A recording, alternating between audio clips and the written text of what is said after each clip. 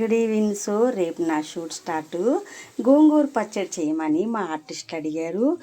ఎంత కమ్మగా ఉంటుందంటే, రజనీ గారు మీ చేతిలో ఏదో అమృతం ఉంది అన్నారు. అమృతం కాదు, చిన్న టెక్నిక్. సో గోంగూర పచ్చడి చేసేసాను ఫ్రెండ్. ఇది పోపు వేశాను.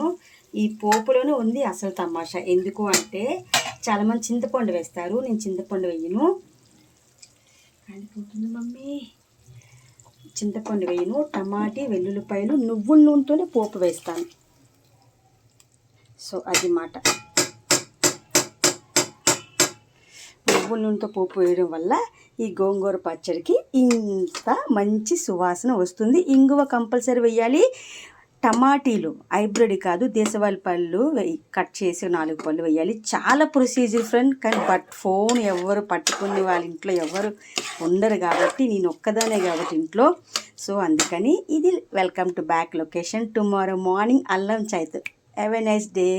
హ్యాపీ శుక్రవారం డే. Bye bye friend. ఎందుకు ఈరోజు బాగా ఏడ్చాను, మా మమ్మీ గుర్తొచ్చింది. అమ్మ, నాన్న, ఆవకాయ, రజనీ కిచెన్లో వేడి వేడి గోంగూర పచ్చడి. ఇప్పుడు ఎప్పుడు ఎప్పటికే బోర్ కొట్టదు, అట్లా ఉంటుంది మనతో. సో ఒకసారి కింద షెడ్యూల్లోనే చేసి ఇచ్చాను. నెయ్యి వేసి తల ఒక ముద్ద తిన్నారు. మీరే పెట్టండి రజనీ గారు నోట్లో అంటే నెయ్యి కలిపి గోంగూర పచ్చడి పెట్టాను.